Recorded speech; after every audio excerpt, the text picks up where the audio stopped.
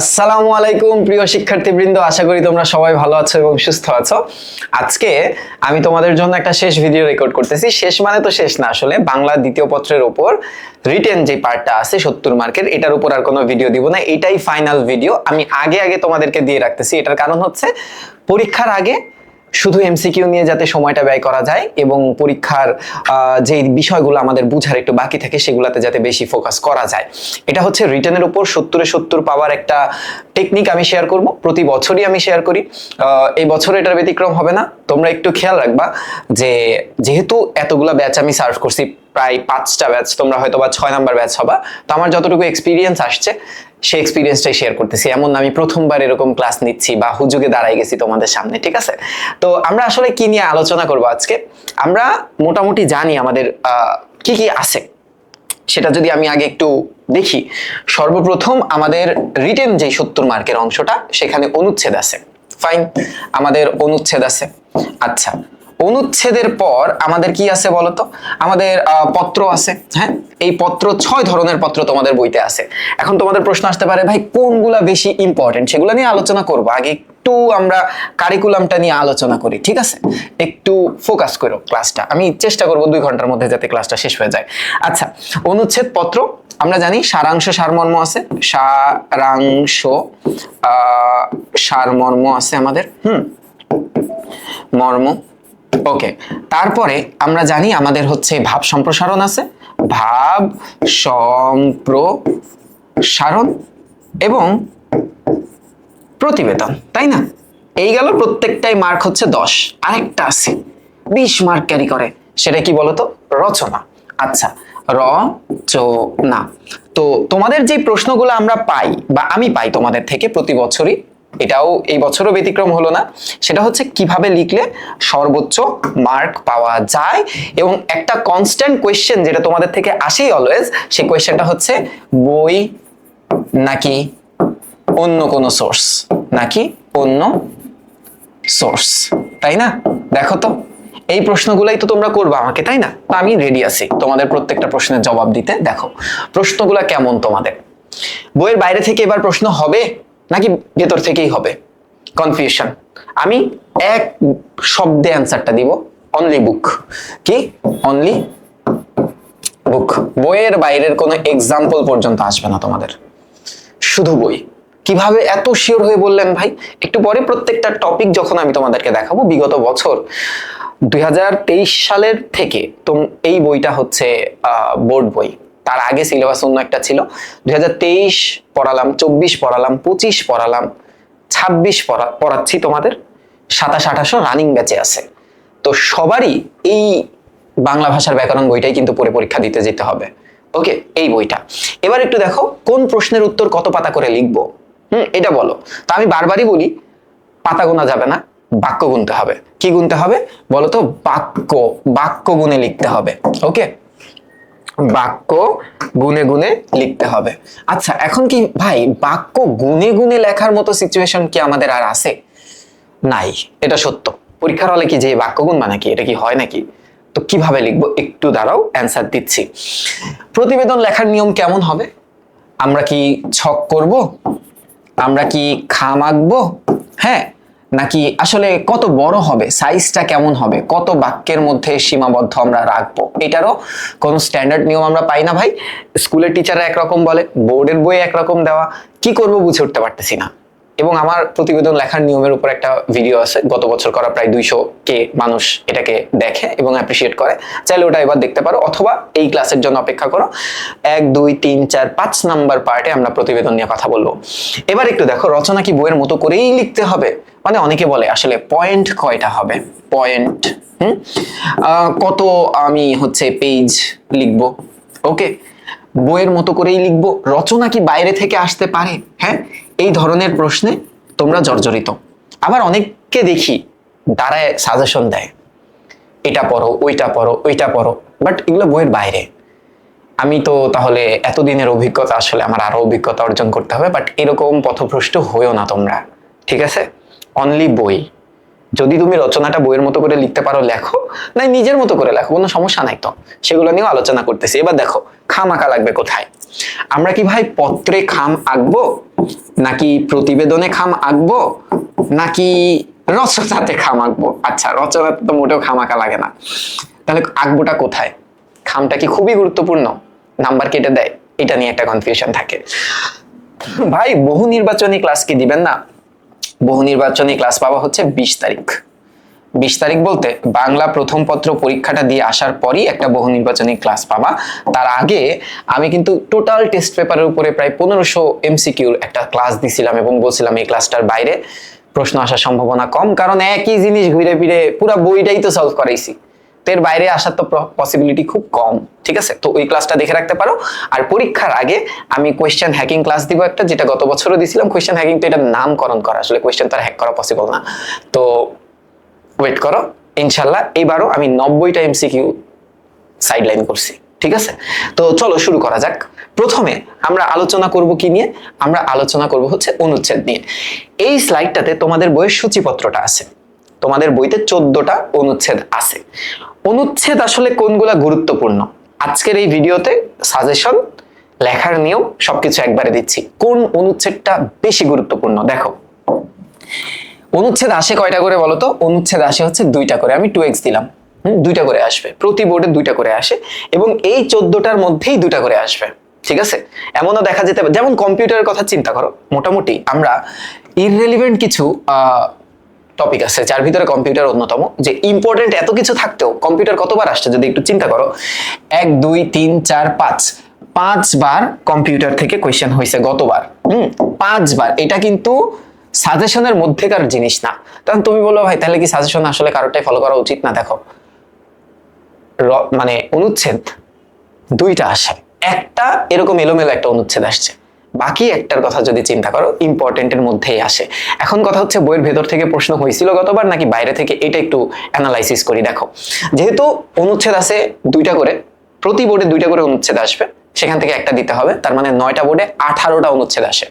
এই 14টাই 18 বার ঘুরে ফিরে আসে। তাহলে একটু গুনে দেখো তো এই 14টা মিলে 18 বার আসছে কিনা। যেমন দেখো বৈশাখী মেলা, হ্যাঁ 1 2 3 গতবার 3 বার আসছে, 3টা বোর্ডে আসছে। বই মেলার কথা যদি চিন্তা করো 1 2 3 4 5 বার আসছে। ওকে, এবার যদি তুমি সুন্দরবনের কথা চিন্তা করো 1 2 3 3 বার আসছে গতবার। জাতীয় পতাকা আসছে 1 বার, কম্পিউটার আসছে 5 বার, জন্মদিনের সন্ধ্যা আসছে 1 বার। এবার গুনে দেখো তো 18 হয় কিনা, একটাও বাইরে থেকে আসছে কিনা একটু দেখো তো। প্রত্যেকটা সূচিপত্রের তোমাদের অনুচ্ছেদে এই 14টাই আছে, একটু খেয়াল করো। 3 5 8 3 11, 11 12, 12 5 কত 17, 1 18, বইয়ের বাইরে থেকে আসার কোনো সম্ভাবনা নেই। ভাই এবার বলেন ইম্পর্টেন্ট কোনগুলা, তারপর বুঝান যে কিভাবে লিখলে আমি বেশি মার্ক পাবো। দেখো, আমি যদি বলি 2টা মেলা আছে তোমাদের বইতে, দেখো তো 2টা মেলা, তাই না? একটা হচ্ছে বই মেলা, আরেকটা হচ্ছে বৈশাখী মেলা। সো এবার কিন্তু বৈশাখ চলতেছে। আচ্ছা, আর 2টা দিবস আছে, দেখো তো, একটা হচ্ছে স্বাধীনতা দিবস, আরেকটা আন্তর্জাতিক মাতৃভাষা দিবস আছে, তাই না? আচ্ছা, 2টা দিবস আছে, 2টা দিবস। সুন্দরবন, সুন্দরবন কয়টা গেল? 5টা। হ্যাঁ 5টা। এই 5টা হচ্ছে বলতে পারো মোস্ট ইম্পর্টেন্ট। এই 5টা কি বলতো? এই 5টা হচ্ছে মোস্ট ইম্পর্টেন্ট। তাহলে কি ভাই আর কিছু পড়বো না? অবশ্যই পড়বা। এই 5টাকে একটু ভালো মতো পড়বা, কারণ এগুলার কন্টেন্ট গুলো একটু টাফ। এগুলো তো লিখতে পারবা, কম্পিউটার নিয়ে লিখতে পারবা না তুমি 10-12টা বাক্য? আরামসে লিখতে পারবা। তুমি মোবাইল ফোন নিয়ে কি লিখতে পারবা না? তুমি জাতীয় পতাকা নিয়ে কি লিখতে পারবা না? অবশ্যই পারবা। তার সাথে এই জাতীয় পতাকাটাও অ্যাড দিয়ে রাখো। এই 6টা হচ্ছে মোস্ট ইম্পর্টেন্ট, বাকিগুলা পড়বা, কোনোটা বাদ দিবা না, পড়বা, অবশ্যই পড়বা। এগুলো একটু বেশি ইম্পর্টেন্ট। ঠিক আছে, এগুলো একটু বেশি ইম্পর্টেন্ট, এটা একটু মাথায় রেখো তোমরা। এবার দেখো কিভাবে অনুচ্ছেদ লিখলে আমরা মার্ক বেশি পাবো, এইটা হচ্ছে কোয়েশ্চেন।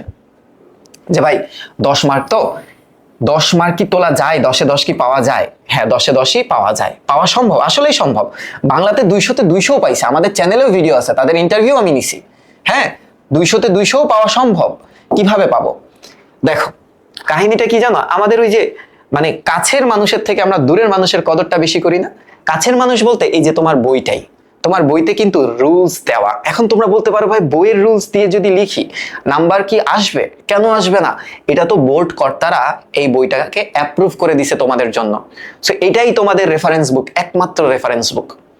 তুমি তো ক্লেম করতে পারবা যে বোর্ডে তো এইভাবে লেখা, বোর্ড বইয়ে তো এইভাবে লেখা। অবশ্যই বোর্ড কর্তারা আমাদের টিচারদের মধ্যে থেকে কেউ হয়, তারাই এই নিয়মটা করছে। দেখো আমি যদি বলি অনুচ্ছেদটা কিভাবে লিখবো, অনুচ্ছেদ সবসময় একটি ভাব বা একটি বিষয় থাকে। যেমন আমি লিখলাম বৈশাখী মেলার কথা, যদি একটু চিন্তা করো। হ্যাঁ, বৈশাখী মেলা, অবশ্যই বৈশাখী মেলা লেখার টাইমে তুমি অন্য কোনো মেলার সিনারিও আনতে পারবা না।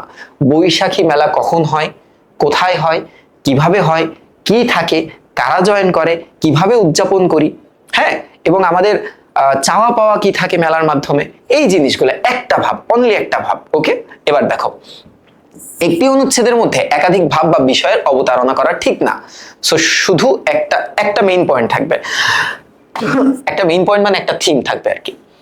একটি বাক্য দিয়েও একটি অনুচ্ছেদ হয়, তবে 10 থেকে 15 বাক্যের ভেতরে অনুচ্ছেদ লেখাই সব থেকে ভালো। 10 থেকে 15টা বাক্য আমরা একটা পাতায়, হ্যাঁ একটু নিয়মটা লিখে রাখো যে আমাদের একটা পাতায়, মানে পরীক্ষার হলে এক পাতায় এভারেজে আমরা কয় বাক্য লিখি জানো?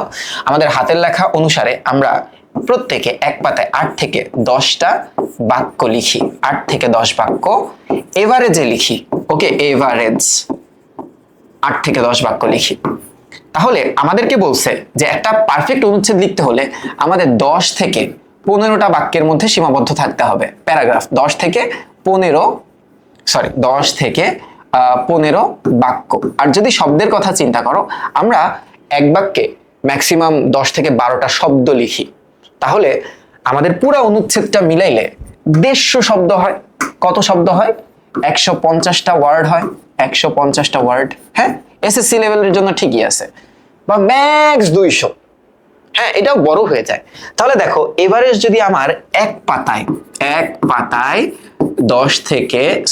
থেকে 10টা বাক্য হয়, তবে এই 150 শব্দ বা 15টা বাক্য লিখতে তোমার অনুচ্ছেদে খরচ হবে কত জানো? খরচ হবে 1.5 পাতা, 1.5 পেজ তোমার এভারেজে খরচ হওয়ার কথা। তুমি এইটাকে ম্যাক্সিমাম 2 পেজের মধ্যে রাখার চেষ্টা করো, এর বেশি না। অনুচ্ছেদেই যদি তুমি 5 পেজ লিখে ফেলো, 3 পেজ লিখে ফেলো, এটা আসলে দরকার নাই। কারণ আমাদেরকে একটা নির্দেশনা দিয়েই দিছে যে একটা অনুচ্ছেদ হবে 10 থেকে 15 বাক্যের মধ্যে সীমাবদ্ধ। বুঝলা? এবার কি বলতেছে? অনেক সময় যৌক্তিক কারণে অনুচ্ছেদটা বড় হতে পারে, সেক্ষেত্রে ভাব ও বিষয়ের সূক্ষ্মতার বিভাজন বিবেচনায় নিয়ে একটি অনুচ্ছেদকে একাধিক অনুচ্ছেদে ভাগ করা যায়। এটা অনেকটা আমরা দেখি রচনার ক্ষেত্রে হয়। রচনার ক্ষেত্রে যে একটা রচনা অনেকগুলা অনুচ্ছেদেরই সংমিশ্রণ বা সামগ্রিক ভাব। অনুচ্ছেদের প্রথম বাক্যে মূল ভাব বা বিষয়ের উল্লেখ করতে হবে। প্রথম বাক্যটা অলওয়েজ ইম্পর্টেন্ট। হ্যাঁ, প্রথম বাক্যটা অলওয়েজ ইম্পর্টেন্ট, এটা একটু মনে রেখো। অনুচ্ছেদের পরের বাক্যগুলো প্রথম বাক্যের উল্লেখিত ভাব বা বিষয়ের বিস্তার ঘটানো হয়ে থাকে। মানে প্রথম বাক্যটাই তুমি কি করবা? এক্সপ্লেইন করবা। কি করবা? এক্সপ্লেইন করবা। অনুচ্ছেদের শেষ বাক্যে থাকে ভাব বিষয়ের সমাপ্তির ইঙ্গিত। এমন ভাবে শেষ করবা যাতে বক্তার মনের ভাব সুন্দর মতো প্রকাশিত হয়েছে, ভাব সামগ্রীটা প্রকাশিত হয়েছে, এমন কিছু হোল্ড করে রাখো নাই, এটা যাতে ফিল হয়। দেখো আমি একটা নমুনা তোমাদেরকে দিই। হ্যাঁ, নমুনার প্রথমত সাইজটা একটু দেখার চেষ্টা করি যে ওরা কতটা বাক্য খরচ করছে একটা অনুচ্ছেদ লেখার সময়। 21শে ফেব্রুয়ারি আন্তর্জাতিক মাতৃভাষা দিবস। ওকে, উইনো এক বাক্য। 1952 সালের এখান থেকে নিয়ে এই যে দাড়ি পর্যন্ত দেখো কত বাক্য হলো? 2টা বাক্য হয়েছে অনলি। আর তোমরা কি মনে করবা জানো ভাই কয় লাইন লিখতে হয়? 1 2 3 লাইন হয়ে গেছে। আর এই 2 বাক্য লিখতে তোমাদের অ্যাটলিস্ট অর্ধেক পেজ শেষ হয়ে যাবে। হ্যাঁ, এবার একটু দেখো এখান থেকে নিয়ে এই পর্যন্ত 3টা বাক্য হলো কেবল। এখান থেকে নিয়ে এই পর্যন্ত 4টা বাক্য হলো। এখান থেকে নিয়ে এই পর্যন্ত 5টা, এখান থেকে নিয়ে এই পর্যন্ত 6টা, তারপরে এখান থেকে নিয়ে এই পর্যন্ত 7টা, এখান থেকে নিয়ে এই পর্যন্ত 8টা, এখান থেকে নিয়ে এই পর্যন্ত 9টা, এখান থেকে নিয়ে এই পর্যন্ত 10টা। এবং দেখো এভারেজ যদি আমরা চিন্তা করি, ওরা মাত্র 11টা বা 12টা সেন্টেন্স ব্যবহার করলো একটা অনুচ্ছেদের জন্য। তাহলে এবার তোমরা বলো, তোমরা বড় করে কি লাভটা কার হবে? একজন শিক্ষকের কাছে 2টা জিনিস খুবই প্যাথেটিক। এক হচ্ছে খাতা দেখা, এক হচ্ছে গার্ড দেওয়া। তো যতটুকু প্রয়োজন ঠিক ততটুকু লিখবা। বেশি লিখলে যে নাম্বার বেশি পাওয়া যায় ব্যাপারটা এরকম না। মনে রাখবা, বেশি যদি লেখো, প্রয়োজনের থেকে বেশি, আমি বলতেছি না বেশি লিখো না, প্রয়োজনের থেকে বেশি যদি যাও, এটা বিরক্তির একটা কারণ সৃষ্টি হবে আর ভুলের সংখ্যাটা বাড়বে। ধরো 1 পেজ কম লিখছো, হয়ে গেছে, তুমি একটা অনুচ্ছেদ লিখে ফেলছো 2 পেজ, ডান। 3 নাম্বার পেজে যা দেখা শুরু করলো, বানান ভুল হওয়া শুরু হয়েছে, তখন চোখে পড়লে কি হবে? কেটে দিতে পারে। আর বানান ভুল হওয়ার যে ব্যাপারটা, এটা 10টা ভুল হইলেও 1 মার্ক কাটতে পারে, একটা ভুল হইলেও 1 মার্ক কাটতে পারে, বা 2টা ভুল হইলে 2 মার্ক কেটে দিতে পারে, বলা যায় না। বুঝতে পারছো? এবার আসো, ওকে, অনুচ্ছেদ হলো। অনুচ্ছেদের পর আমাদের এখনকার আলোচনা হচ্ছে 2 নম্বর টপিকে থাকে পত্র। আমাদের বইতে 6 ধরনের পত্র আছে। আগে দেখি কোন 6 ধরনের পত্র আছে এবং কয় ধরনের পত্র তোমার পড়ে যেতে হবে, তারপর আমি সাজেশন দিব এবং লেখার নিয়ম বুঝাবো। দেখো, এই যে পত্র, হ্যাঁ, প্রত্যেকটা বোর্ডে, আমি যদি সাধারণ শিক্ষা বোর্ডের কথা চিন্তা করি, প্রত্যেকটা বোর্ডে কোয়েশ্চেন হবে দুটা করে পত্র থাকতে পারে। এমন হতে পারে ব্যক্তিগত পত্র এবং সংবাদপত্রে প্রকাশের জন্য চিঠি আসছে, এক বোর্ডে আসতেই পারে। খেয়াল করো, তার মানে 2টা করে পত্র, আমার বোর্ড সংখ্যা 9টা, তাহলে ঘুরে ফিরে এরা 18 বার করে আসছে। হ্যাঁ, এই জিনিসগুলাই ঘুরে ফিরে 9টা বোর্ডে 2 বার করে, মোট 18 বার করে আসছে। কি কি পত্র আছে আগে সেটা দেখো। নাম্বার 1 হচ্ছে ব্যক্তিগত পত্র, নাম্বার 2 হচ্ছে সংবাদপত্রে প্রকাশের জন্য চিঠি। খুবই গুরুত্বপূর্ণ আছে এই 2টা, একদম নিয়ম কানুন শৃঙ্খল পারলে মুখস্থ করে ফেলো, ঠিক আছে? এরপর কি দেখো, আমন্ত্রণ পত্র গতবার আসেনি, মানপত্র গতবার আসেনি, ব্যবসায়িক পত্রও গতবার আসেনি। ওকে, এবার দেখো আবেদন পত্র এবং ব্যবসায়িক পত্র, এই হচ্ছে টোটাল 6টা পত্র। এখন এই 6 ধরনের পত্রই তোমাদের পড়তে হবে কিনা সেটা নিয়ে একটু কথা বলি, যে রিস্ক কম কিসে। আমি যদি বলি রিস্ক কমের কথা, হ্যাঁ, রিস্ক কম তার মানে কি? রিস্ক আছে বাট কম। আচ্ছা, কিসে কিসে? তুমি চিঠি পড়বা, যেটাকে আমরা ব্যক্তিগত পত্র বলি, হ্যাঁ, চিঠি, যেটাকে আমরা বলি ব্যক্তিগত চিঠি বা ব্যক্তিগত পত্র, এটা মাস্ট পড়বা। বইতে যতদূর সম্ভবত 4টা ব্যক্তিগত পত্র আছে, আমি সাজেশন দিচ্ছি, দাঁড়াও। এটার ভিতরেও তো কোনটা গুরুত্বপূর্ণ বেশি কোনটা কম এটা তো বলতে পারবো আমি। এবার একটু দেখো, আবেদন পত্র পড়বা। আবেদন পত্র আছে মাত্র 3টা, আবেদন পত্র। ওকে, ফাইন, দিলাম আবেদন পত্র। এরপর আরেকটা যেটা পড়বা সেটা হচ্ছে সংবাদপত্রের চিঠি। সংবাদপত্রের চিঠি বলতে সংবাদপত্রে প্রকাশের জন্য চিঠি, ঠিক আছে, প্রকাশের চিঠি। এইগুলা যদি একদম রিস্ক না নিতে চাও, এগুলার ভিতরে যতগুলা উদাহরণ আছে, বিশেষ করে এখানে তুমি উদাহরণ পাবা কয়টা জানো? এই যে এখানে এখানে তুমি পাবা হচ্ছে 4টা, 4x 4টা পাবা, মানে 4টা চিঠি আছে। আবেদনপত্র আছে 4টা এবং সংবাদপত্রে প্রকাশের জন্য চিঠি আছে হচ্ছে 2টা। দ্যাট মিনস আমরা বলতে পারি এই 10টা পড়লে তোমার এসএসসি ক্লিয়ার, সাজেশন ডান। কিন্তু তারপর আমরা তো ফাঁকিবাজ, আমরা কি করব?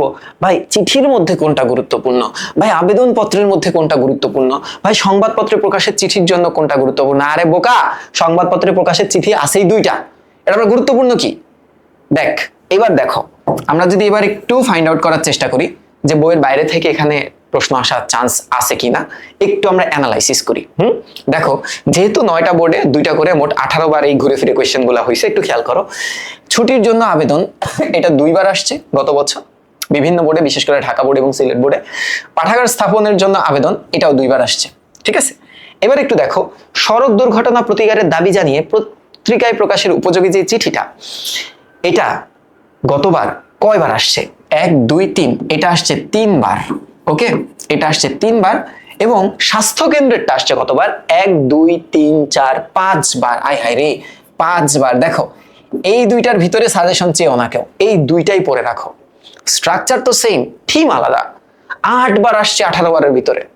এবার একটু দেখো, আমরা যদি লেখকের কাছে পাঠকের চিঠি দেখি, এটা আসলো 1 বার। ঐতিহাসিক স্থান ভ্রমণের অভিজ্ঞতা জানিয়ে বন্ধুকে চিঠি, এইটা কিন্তু গুরুত্বপূর্ণ, 1 2 3 বার আসলো, ফাইন, 3 বার।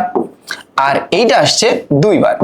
দ্যাট মিনস এবার যদি তুমি কাউন্টটা করো, 2 আর 3 5 1 6 6 11 11 আর 3 কত? 11 আর 3 14 14 আর 2 2 4 18। দেখছো, বইয়ের বাইরে থেকে কোয়েশ্চেন কিন্তু এবার হলো না, এইবারও হবে না। এবার আসো, নিয়ম কি?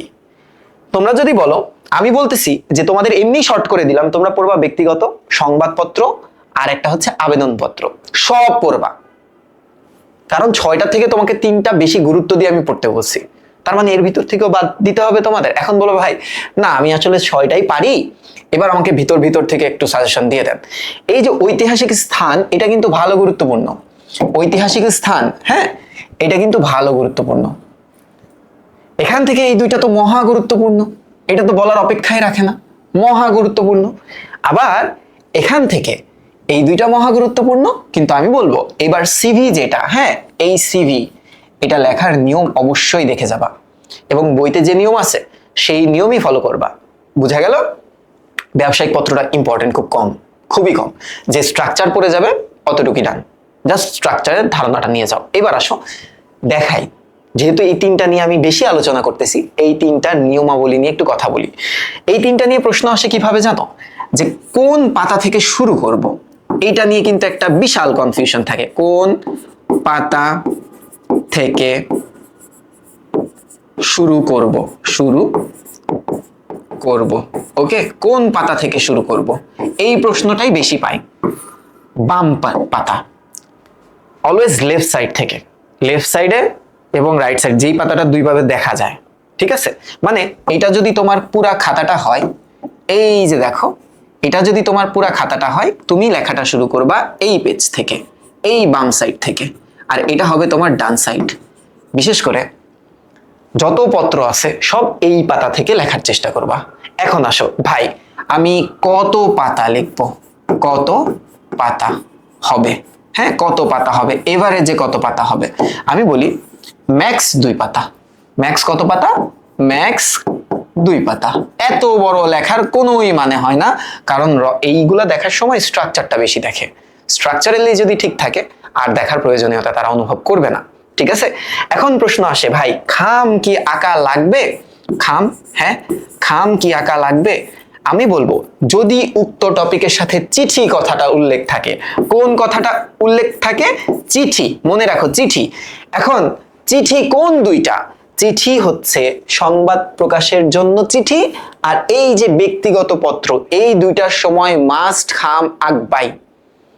এই দুইটা লেখার সময় মাস্ট খাম আঁকবাই, আবেদনপত্রে খাম লাগে না, ঠিক আছে? তা আমি আবারও বলতেছি, তুমি এই যে ব্যক্তিগত পত্রের বেলায় একটা দিবা, এবং এই সংবাদপত্রের চিঠির বেলায়, সংবাদ প্রতিবেদন না কিন্তু সংবাদপত্রের চিঠি, হ্যাঁ, পত্রের মানে প্রকাশের চিঠিরা, এই দুইটার বেলায় তুমি মাস্ট খাম দিবাই। হ্যাঁ, চলো এবার নিয়মটা দেখি। এটা তো তোমার খাতার কি বলে বিউটিফিকেশন কেমন হবে, অর্নামেন্টেশন কেমন হবে, এগুলো নিয়ে আলোচনা করছি। এবার একটু আসো, আমি যদি তোমাদের বইতে নিয়ে যাই, যে একটা দিয়ে বুঝাই, হ্যাঁ, দাড়ি কমা ইত্যাদি কিন্তু খুব গুরুত্বপূর্ণ। দেখো ব্যক্তিগত যে চিঠিটা হবে সেটার ডেটটা, টাইমটা, এটা সবসময় রাইট সাইডে থাকবে, টপ রাইট। কিভাবে? এই দেখো 2 সেপ্টেম্বর, এই ফরমেশনটা যেভাবে আছে না, ধরো তোমার পরীক্ষা হবে কবে? তোমার পরীক্ষা হবে 22 এপ্রিল। তুমি কি লিখবা? তুমি লিখবা 22। অনেকে বলে ভাই এখানে কি আসল তারিখ দিব? কিছু হয় না, 22 এপ্রিল 2000 কত দিবা? ধরো 2026, ঠিক আছে? এখন তুমি কই থাকো? ধরো তোমার ঠিকানা যদি তুমি না লিখতে চাও, তাহলে অন্য একটা ঠিকানা দাও। তুমি দাও হচ্ছে মিরপুর ঢাকা, মিরপুর ঢাকা, অথবা তুমি তোমার মতো দাও, হ্যাঁ, মিরপুর ঢাকা। তবে একটা জিনিস দেখো, এই জায়গায় কিন্তু কোনো দাড়ি কমা নেই। বইতে ফরমেশন যেহেতু নাই, তোমারও এই ফরমেশন দেওয়ার কোনো প্রয়োজনীয়তা নাই, ঠিক আছে? বুঝছো? এটা এই বছরের লেটেস্ট বইটা নামাইছি আমি। ওকে, ডান। এটা কিন্তু এই ডেট লাইন যেটা, হ্যাঁ, ডেট না, আবার ডেট লাইন যেটা, এটা এমনই থাকবে। বুঝা গেল? ক্লিয়ার? আচ্ছা, এবার একটু খেয়াল করো, এখানে শ্রদ্ধেয় মা কোনো কমা নাই কিন্তু, একদম সেম টু সেম। তুমি তোমার পিতার কাছে যদি লেখো শ্রদ্ধেয় পিতা, বা তুমি যেভাবে সম্বোধন করো, আচ্ছা, সালাম নিও, আশা করি ভালো আছো, বাস যেভাবে আছে এভাবে। তবে বানানের দিকে খেয়াল রাখতে হবে, বানান সতর্কতা মাস্ট। প্রথম 2 লাইনে বানান ভুল হইলে কিন্তু এটা খুবই দৃষ্টিকটু লাগে, খুবই। এখন অনেকে বলে ভাই আমি কি স্কেলিং করব? এখানে আমি বলবো কি, ধরো তোমরা এভাবে লেখো না, 2 নং প্রশ্নের উত্তর, 2 নং, কারণ 2 নম্বরেই তো এটা থাকার কথা প্রশ্নের উত্তর। আমি লিখছি 2 নং প্রশ্নের উত্তর। ধরো 2 নম্বর প্রশ্নের উত্তরের খটা তুমি লিখতেছো, ওকে, দিলা খ। তুমি চাইলে স্কেল করতে পারো, এভাবে একটা স্কেলিং করতে পারো, আর তুমি যদি না চাও স্কেলিং করার দরকার নাই, বাট এই সাইডে একটু জায়গা খালি রেখো, 1 ইঞ্চি মতো জায়গা খালি রেখো, ঠিক আছে? এবার দেখো শেষ হয় কিভাবে, যেভাবে লেখা আছে ঠিক ওভাবেই লাস্টে তোমার স্নেহের মাহের কোনো দাড়ি কমা নাই, কোনো দাড়ি কমা নাই। বোঝা গেছে? তার মানে ফার্স্টে এই 2 লাইন তুমি হচ্ছে কি মানে বার্তা আদান প্রদান করবা, স্নেহ আদান প্রদান করবা। তারপরে এখান থেকে এই পর্যন্ত যে মেইন বডিটা থাকবে সেই বডিটা তুমি চাইলে 1 প্যারায় লিখতে পারো, তুমি চাইলে 2 প্যারায় লিখতে পারো, সমস্যা নাই। তারপরে কি করলা, ইতি ঠিক ডেট লাইনের নিচে তোমার মায়ের তোমার স্নেহের মাহের, ডান। এটা লিখতে তোমাদের কত পেজ লাগবে? ধরো এতটুকু অংশ লিখতে তোমাদের 1.5 পেজ লাগবে, 1.5 পাতা তোমাদের খরচ হবে, হলো না? এবার কি করব, এটা হচ্ছে ডাকে পাঠানোর জন্য যে খাম, সেই খামটা অনেকে এই লাইনটা লেখে, অনেকে লেখে না। এই লাইনের ওরকম আসলে প্রয়োজন নাই, তুমি জাস্ট এই ডাক টিকিটটা লিখবা, এই জায়গায় স্ট্যাম্পটা এভাবেই লিখবা। কেউ যদি স্কেল দিয়ে করতে চাও স্কেল দিয়ে করবা, কেউ যদি হাতে দাগায় করতে চাও করবা, কেউ যদি কলম দিয়ে করতে চাও করবা, কেউ যদি পেন্সিল দিয়ে করতে চাও করবা, কোনো বাধা ধরা নিয়ম নাই। হ্যাঁ, কলম বা পেন্সিল, ওকে, পেন্সিল যে যেমনে পারে করো, বাট এখানে কালারফুল কিছু ব্যবহার করবা না, কালারফুল কিছু বাদ দিবা। নীল কালার, লাল কালার, হলুদ কালার দরকার নেই, একদম কালো বল পয়েন্ট পেন। এবার একটু দেখো, প্রাপক মানে কি বলতো? যে পাবে তাকে ডান সাইডে লিখবা, যে পাবে চিঠিটা, যার উদ্দেশ্যে তুমি পাঠাচ্ছ, যে পাবে তোমার, যে রিসিভ করবে, রিসিভার, তাকে রাখবা হচ্ছে ডান দিকে। যে পাঠাইছে, যে পাঠাবে, তাকে রাখবা হচ্ছে বাম সাইডে, এটা মনে রেখো। আচ্ছা, এখানে কি কি ইনফরমেশন দিতে হয়? শুরুতেই তুমি এই ওয়ার্ডটা তো লিখবাই, প্রেরক এটা মাস্ট, প্রাপক এটা মাস্ট, এই ওয়ার্ডগুলা লিখলা। এবার নাম লিখবা, ঠিক আছে? ফরমেশনটা কি? এখানে তুমি নাম লিখবা, নাম, এখানে তুমি কি তোমার ঠিকানা লিখবা, ঠিকানাতে তুমি চাইলে 2 লাইন করতে পারো। আর লাস্টে হচ্ছে পোস্টাল কোড, হ্যাঁ, পোস্টাল কোড। এখন পোস্টাল কোড এক এক এলাকায় এক একটা, তুমি এখানে যদি না মনে থাকে তোমার এলাকায়, এই র্যান্ডম এলাকা বসায় দাও। তুমি ধরো দিলা হচ্ছে বরিশাল 420, এটা আবার একটু ফাত্রামি হয়ে যায়, তুমি লেখো যে কোনো একটা পোস্টাল কোড দিতে পারো, ঠিক আছে? আর এই যে পাবে, ম্যাক্সিমাম মানুষ গ্রামে থাকে, মানে ধরো ছেলেরা শহরে আছে, মা গ্রামে আছে, এই সিনারিওতে চিঠি পাঠানো হয়। তো সেক্ষেত্রে তুমি লেখো হচ্ছে ফারজানা রহমান, তোমার মায়ের নাম, প্রযত্নে এটা বাদ দাও, সমস্যা নেই। গ্রাম, ডাকঘর, উপজেলা, জেলা, বুঝা গেল? এটা লিখে শেষ করে দিবা, একটা ছক করে দিবা। তো খাম, ব্যক্তিগত চিঠি, সংবাদপত্র প্রকাশের জন্য চিঠিতে মাস্ট আমার দিতেই হচ্ছে। এটা গেল, ব্যক্তিগত চিঠি গেল। এইবার আমরা আলোচনা করি, আসো। ব্যক্তিগত চিঠি যেহেতু হয়ে গেল, আমরা এখন আলোচনা করব সংবাদপত্রে প্রকাশের জন্য চিঠি। এটা খুবই গুরুত্বপূর্ণ, কেউ বাদ দিবা না। তোমাদের বইয়ে আছে অনলি 2টা, একটা স্বাস্থ্য কেন্দ্র আর একটা হচ্ছে সড়ক দুর্ঘটনা মেবি, তাই না? এই 2টাই না? স্বাস্থ্য কেন্দ্র আর একটা হচ্ছে, হ্যাঁ, সড়ক দুর্ঘটনা প্রতিকার। তো দেখো সংবাদপত্রে প্রকাশের চিঠিটা কেমন হয়। প্রথমে না একটা অ্যাপ্লিকেশন থাকে, আবেদন ফর্ম থাকে, আবেদনপত্র থাকে। সেটা কিন্তু চিঠির মতো করে আমরা লিখি না, বুঝতে পারছো? যেমন চিঠিতে সব টপ রাইট, বাট এখানে টপ লেফট। একটু খেয়াল করো, এই যে তারিখের ফরমেশনটা কিন্তু একদম চিঠির মতো, একদম চিঠির মতো, কোনো দাড়ি কমা নাই, চিঠির মতো কোনো দাড়ি কমা নাই, ওকে? আচ্ছা, এখন অনেকে এই বরাবর কথা বলে, বরাবর। আচ্ছা, বরাবর কি দিব কি দিব না? বরাবর কি প্রয়োজন না? আমি বলবো বরাবর এখন আর দেয় না, এটা এখন আর কেউ দেয় না। বরাবর দরকার নাই, ওকে? আলগা বরাবর দেওয়ার কোনোই দরকার নাই, সরাসরি এখন সম্বোধন করে। আগে লিখতাম না টু দা প্রিন্সিপাল, এখন শুধু দা প্রিন্সিপাল উদ্দেশ্যে পাঠাইতেছি, টু কথাটা লিখতে হয় না। এটা অনেক আগে লিখতো। তোমরা যদি ইন্টারমিডিয়েটের বাংলা দ্বিতীয় পত্র বইগুলোও দেখো, তবেও এই বরাবরটা ব্যবহার করেনি। আবার ব্যবহার করলে যে কোনো সমস্যা, ব্যাপারটা তাও না, বুঝতে পারছো? আচ্ছা, কার কাছে লিখবা? এডিটরের কাছে লিখবা। সম্পাদক, এটা মাস্ট, সম্পাদক, এখানে অন্য নাম দেওয়ার দরকার নাই। হ্যাঁ, যে কোনো একটা পত্রিকার নাম, ধরো একটা পত্রিকার নাম দিলা, পত্রিকার নাম, যে কোনো পত্রিকার নাম। এখন গত বছরের প্রশ্নটাতে কি কোনো পত্রিকারটা আসছিল? না, কোনোটা আসে নাই। এখানে অ্যাবসেন্সের জন্য, আর এটা হচ্ছে ভ্রমণের জন্য। ঢাকা বোর্ডে আসে এই কোয়েশ্চেনটা, যদি আমার কাছে থাকতো আমি দেখাতে পারতাম। আচ্ছা যাই হোক, তোমাদের টেস্ট পেপারে থাকবে। এবার দেখো এই জায়গাটা, হ্যাঁ, ঠিকানা। এটা অনেকে বলে যে ঠিকানাটা ঠিক হওয়া বেশি ইম্পর্টেন্ট। স্বাভাবিক, তুমি এখানে দিছো দৈনিক সমকাল, তুমি ঠিকানা দিয়ে দিছো দৈনিক প্রথম আলোর, এই ব্যাপারটা তো একটু বেয়াদবির পর্যায়ে চলে যায়। তাই দয়া করে তোমাদের বইতে যেই নামগুলা আছে সেই নামগুলাই ব্যবহার করো, কারণ এখানে ঠিকানাগুলা দেওয়া আছে।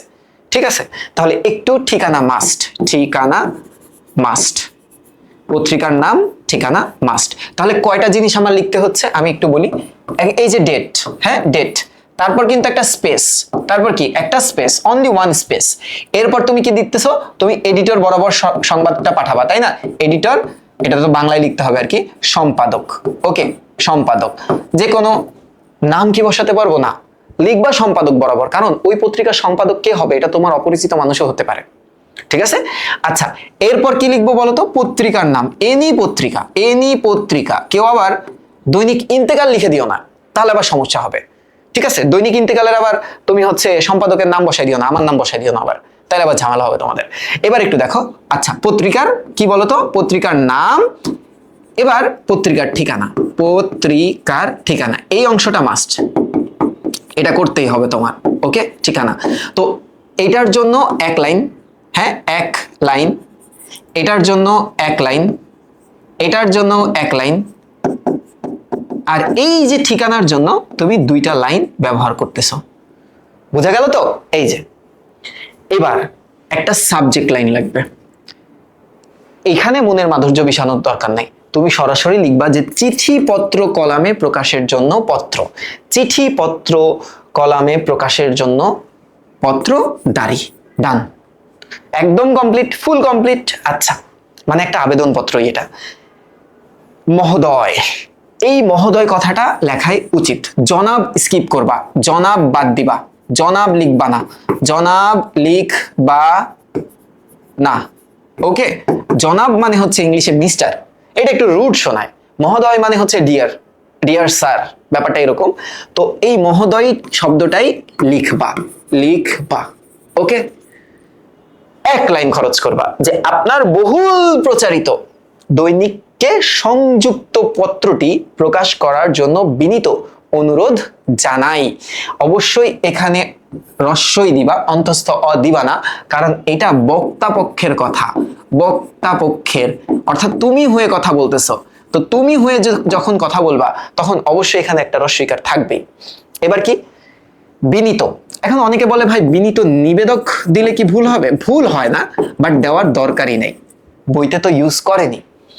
কোনো তারিখা নাই কিন্তু, জান্নাতুল মাওয়া, জুলগাঁও, শ্রীবর্দী, শেরপুর, এই ঠিকানা, অর্থাৎ এই বিনীত নাম আর ঠিকানা এটা তোমার, অর্থাৎ তুমি যে এলাকার প্রবলেম তুলে ধরবা, হ্যাঁ এটা তোমার। বাট একটু খেয়াল করো, নাম এবং বিনীতর পরে কিন্তু কমা বা দাড়ি নাই। হ্যাঁ, কমা, কমা বা দাড়ি এটা কিন্তু নাই, দাড়ি স্কিপ করবা। ওকে, ঠিকানার পর এসে এখানে একটা ফুল স্টপ বা দাড়ি দিবা। এতটুকু লিখলে কত পাবা? 5 পাবা, কারণ আরেকটা অংশ তো বাকি আছে এখনো।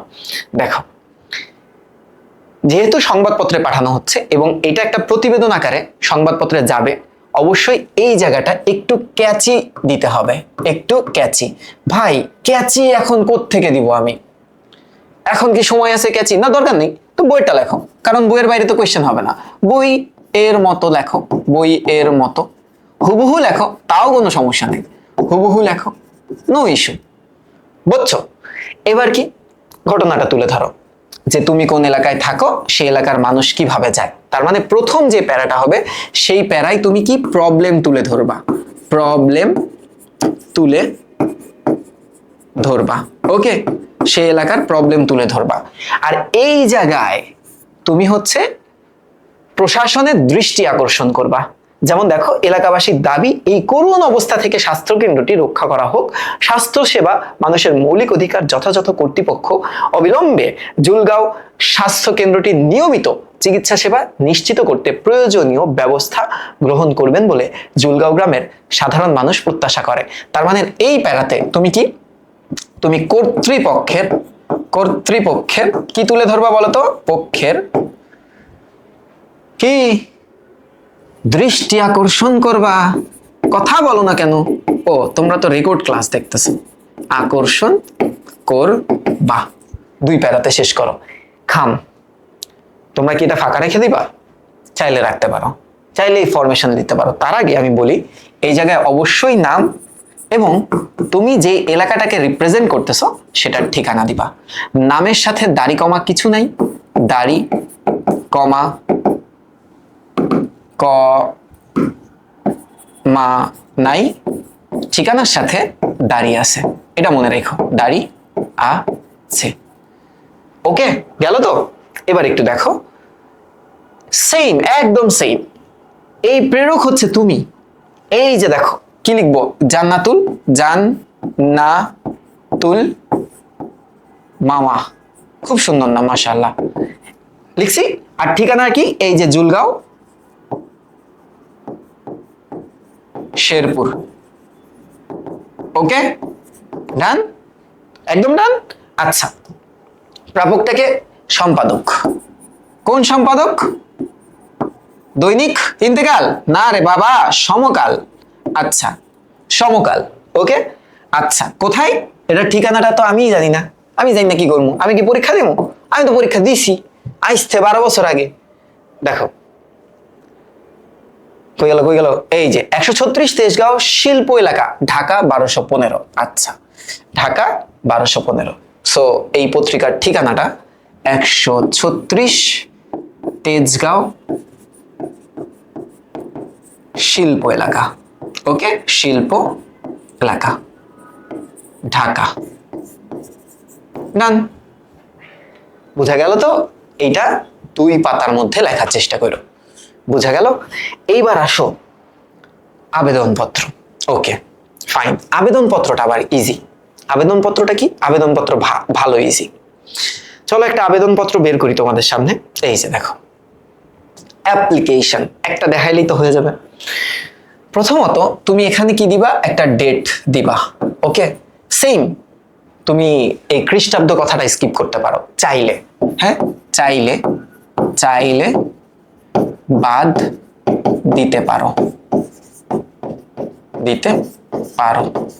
এই যে এতটুক খ্রিস্টাব্দ চাইলে বাদ দিতে পারো।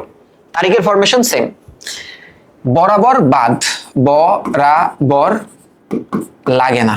ওকে লাগে না, তবে একটু মনে রাখবা এই তারিখের পরে অবশ্যই একটা স্পেস আছে, একটা ছোট্ট 1 ইঞ্চি স্পেস দিও। ওকে চেষ্টা করে 1 পেজের মধ্যে যাতে হয়ে যায়, অথবা বাম পাতা থেকে শুরু করে ডান পাতা পর্যন্ত যাও। বেশি লিখলে বেশি নাম্বার পাওয়া যায়, এই ফরমেশন এখানে খাটে না। প্রধান শিক্ষক, স্কুলের নাম মতিঝিল সরকারি বালিকা উচ্চ বিদ্যালয়, মতিঝিল, ঢাকা। ওকে ডান। মাধ্যম, শ্রেণী শিক্ষক 9ম শ্রেণী। এটার মানে কি জানো? যে তুমি কার মাধ্যমে, কারণ শ্রেণী শিক্ষক তো আসলে সেই ইয়েটা রাখে না যে ছুটি মঞ্জুর করবে। ছুটি তো অবশ্যই প্রধান শিক্ষক মঞ্জুর করবে। একটা মাধ্যম প্রয়োজন হয়, একটা ভায়া প্রয়োজন হয়, একটা মিডিয়াম প্রয়োজন হয়। তো মাধ্যমটাকে তুমি আসো না স্কুলে, সেই অ্যাপ্লিকেশনটা আগে তোমার ক্লাস টিচারের কাছে দিবা, ক্লাস টিচার পরবর্তীতে তার নিকট পাঠিয়ে দিবে। তাহলে দেখো শ্রেণী শিক্ষক বা ক্লাস টিচার 9ম শ্রেণী বা তুমি যে শ্রেণীতে লেখাপড়া করো, চাইলে এটা বাদ দেওয়া পসিবল হয়, কিন্তু দিও। নতুন বইতে এটা অ্যাড করছে, চাইলে দিতে পারো। আচ্ছা বিষয়, সাবজেক্টটা কি? একদম স্পেসিফিক থাকবা, বেশি ঘুরাবা না, স্পেসিফিক। হ্যাঁ এমন না যে ধরো এই কিছু দুষ্টু পোলাপাইন আছে, দাদি একবার মরে গেছে, 5 বার দাদিরে মারে।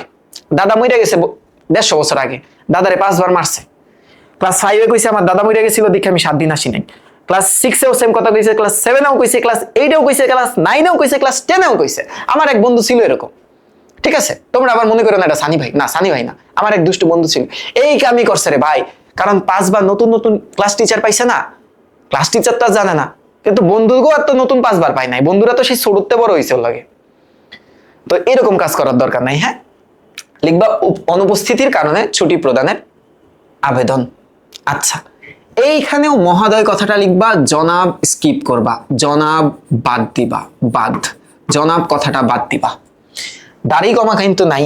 দেখো তুমি আগে কাহিনীটা বলবা, কারণটা বর্ণনা করবা, কারণ বর্ণনা করবা এক পেজে।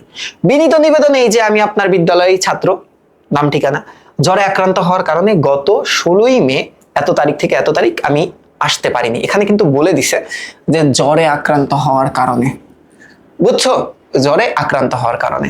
আচ্ছা, এইবার তুমি হচ্ছে আবেদন করবা যে প্লিজ মওকুফ করে দেন, জরিমানা টরিমানা যাতে না দেওয়া লাগে। আমার অনিচ্ছাকৃত অনুপস্থিত ওই 3 দিনের ছুটি মঞ্জুর করতে আপনার সদয় মর্জি কামনা করছি। ডান। সেম বিনীত, এখানে নিবেদক যেহেতু লেখেনি নিবেদক, সো তোমারও লেখার দরকার নাই। ওকে, মৌনতা শবনম, শ্রেণী নবম, রোল নাম্বার এত।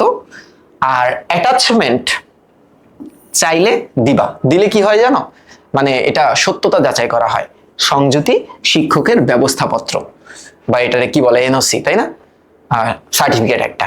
তো এখানে এইভাবে লিখে দিয়ে আসবা। বুঝা গেল তো? ক্লিয়ার? এখন তোমরা বলবা ভাই অ্যাটাচমেন্ট, এটার কি অ্যাটাচমেন্ট হবে? কিছু কিছু জিনিসের অ্যাটাচমেন্ট হবে না, যেগুলার প্রয়োজনীয়তা নাই সেগুলার অ্যাটাচমেন্টটা হবে না। তবে এইবার আমি এইটার নিয়মটা একটু দেখাই যাই তোমাদেরকে, যে সহকারী শিক্ষক নিয়োগ পদে নিয়োগের আবেদন। হ্যাঁ, সহকারী শিক্ষক বা অ্যাসিস্ট্যান্ট লেকচারার হতে কিভাবে আমি একটা প্রতিষ্ঠানে আমার সিভিটা পাঠাবো, এখানে যা আছে সেভাবে দেখো। প্রথমটা সেম, তারিখ একদম সেম, তারিখ। হ্যাঁ, চাইলে এই অংশটাকে বাদ দেওয়া যায়। অবশ্য এটা ফুল ফর্মেও লিখতে পারো, শর্ট ফর্মেও লিখতে পারো, কোনো সমস্যা নেই। বরাবর দিতে হবে না। প্রধান শিক্ষক, যে স্কুলে তুমি আবেদন করবা সেই স্কুলের নাম ও ঠিকানা, নাম ও ঠিকানা। ওকে, ঠিকানা। ওকে, যেভাবে আছে এভাবেই। বিষয়টা কি দেখো, একদম স্পেসিফিক, যে বাংলা বিষয়ে সহকারী শিক্ষক পদে নিয়োগের আবেদন, ইংরেজি বিষয়, আইসিটি বিষয়, যেটা পরীক্ষার হলে দেওয়া থাকে। সেম মহোদয় জনাব কথাটা স্কিপ করো।